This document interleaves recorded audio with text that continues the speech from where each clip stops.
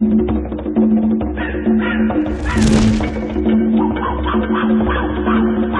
guys, Jungle Explorer here, and today we've got another trail camera review. This from the Victure company. This is the HC100. They sent this to me, asked me to put it out in the field, see how it'll do. So that's what we're going to do there. But first, let's break it out of the box and see what they sent us. All right, so we've got a little bitty one of these compact cameras here, you know, and got a nice hardware pedestal here to screw in with, like a security camera, data cable, a little strap, and some mounting screws and hardware there. Okay, so I already have my own hardware for doing these things, so these are pretty standard things. I like this little metal base here. See if I can get it in there. All right, let's get this out of the way and take a look at the camera. All right, so we got you know, it's a small camera, about the size of my hand here. Not very big. It's got a place to tie it on with a rope here. The rope loop, the strap loops there, tripod screw for the metal base, DC port in. Let's break it open here. Takes 4 batteries instead of 8, so it's a 6-volt system. And, you know, pretty small little LCD there, but it should be good enough to set it up with, and your buttons and stuff there. Well, I'll load it up with some batteries, put in a nice Samsung SD card in here, and put it out in the field and see what she does. And then we'll be back after a couple weeks, and I'll show you the results. Alright, so we're back with the little camera here, and ready to go through the list of data that I captured over the last couple of weeks. If you just want to see the videos and samples and skip all the technical data that I'm going to put out here, I'm going to throw a link to the minute and second that you need to jump to just to start seeing those samples and videos so that you can bypass this. If you want to learn about how it performed, then go ahead and hang on. So let's dive right in. So we're out in the field for a couple of weeks. It uses 4 AA batteries, and I'm using the Rayovac high energy alkaline batteries here. The batteries go in at 1.62 volts. That's standard for these batteries. After a couple of weeks, it took 172 files. The batteries came out at 1.41 volts. So a little over 0.2% droppage in voltage. Now in that time, we captured 172 files. That's 86 images and 86 videos. Now, I had it set to take 1 image and 1 60-second video every time it was actuated with an interval of 30 minutes. You know, and that kind of, when you put that 30-minute interval on there, it lowers the amount of images and stuff that you're going to capture. Even so, there were 86 actuations in about 14 days. So that was quite a bit. Now, as far as the image sizes, each image was an average of 1.7 megabytes. Now, they did fluctuate quite a bit. There were images that were as low as 1.3 megabytes, and there were some images that were as high as 2.7 megabytes. But pretty much the average for most of them were around 1.7 megabytes in size. Okay, so the video file sizes were about 2.6 megabytes on average per second. So you can multiply that by however many seconds of video you want and figure out what your average video size is going to be.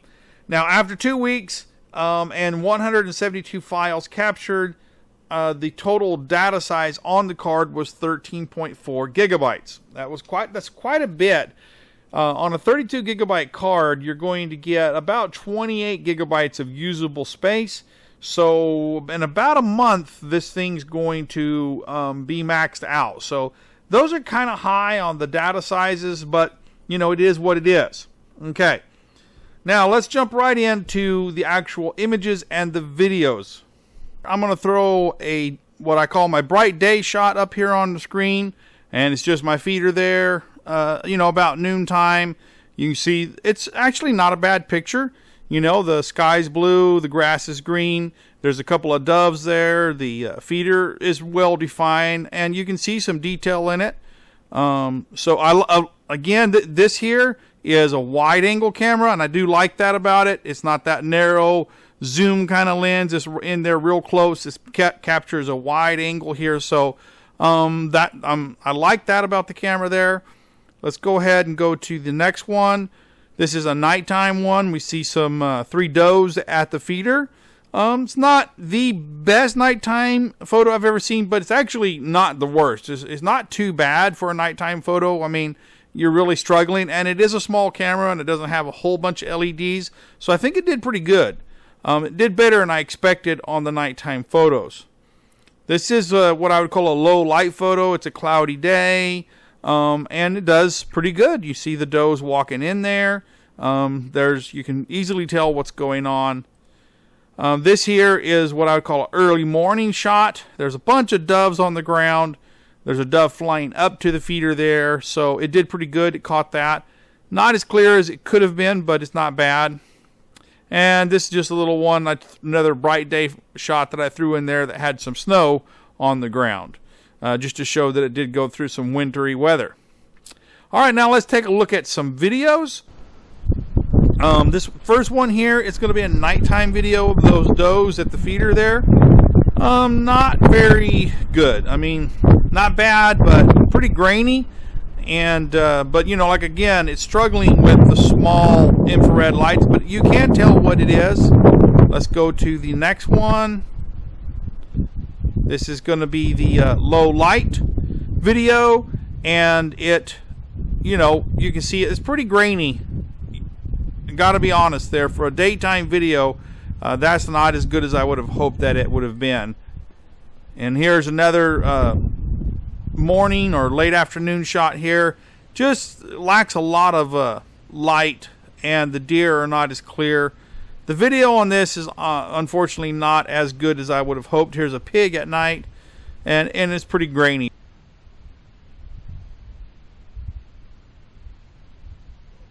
Okay, so let me just talk about what I feel about the camera here. Did it do its job? Yes. Did it take images and videos of the animals that came? Yes, it had equal amount. The battery usage on it is a little high. I expect that the battery usage is going to be the limiting factor on how long you can leave this in the field. I mean, I had it set to take pictures, actually every 30 minutes. Had I had it set to maybe 10 minutes, it's very possible that the batteries would have died within the 2 weeks. So that's going to be a limiting factor on this, is that it does use a lot of batteries. The data size for the images and the videos is a little high. It's not out of expectations, but, you know, again, in about a month, you're going to burn, even at 30-minute intervals, I would have easily burned through a 32 gigabyte card. So if you're putting this in an area where you're not going to be able to check it very often, you may find yourself running out of space on it. And the batteries are probably going to die within a month too. So that's one of the limiting factors there. Like I said, when you make things a compact size, then, you have to cut corners somewhere. Now, that being said, the images from it are pretty good. It's the wide angle camera, and so it's capturing, and I do like that. And the daytime images were very, very good for this camera, and the nighttime images weren't bad at all. When it comes to the video side, obviously you saw there, very grainy, and for the size of those videos, you would have thought that you were getting a lot better quality. So obviously the video capabilities of it is just not up to par with a lot of other videos that a lot of other cameras that I've tested. So that was kind of a disappointment there, but I'm not saying that's not usable. They are usable videos. They're just, compared to a lot of the other cameras that I've tested, the videos on this are just not up to par. And what I'm not sure if that's voltage or what that is, but it's mostly down to the sensor probably. So anyways, I like that it has the little 6-volt here. I did once invent a solar panel system that I could power this off, because it is 6-volt solar powered battery pack that I custom built, and I could use that for this. As far as the function of it, it was pretty easy to set up. It's not real complex. The LCD is pretty small. It has the micro SD card slot, which I like the big SD card slot, but it is on the top of the camera rather than on the bottom of the camera, so it is easier to get to there. Other than that, it's pretty simple. Yeah, there's nothing complex there. Okay, well, I hope you enjoyed this video. If you have, please like, subscribe, and comment. When you subscribe, click the little bell there so that you'll get notified for new videos. Also, if you're interested in this, there'll be a link underneath the video in the description area. Just click on the show more to see that. Also down there will be my social media links, Facebook, Twitter, Instagram. Connect with me there. I look forward to seeing you. And until next time, this is the Jungle Explorer signing out.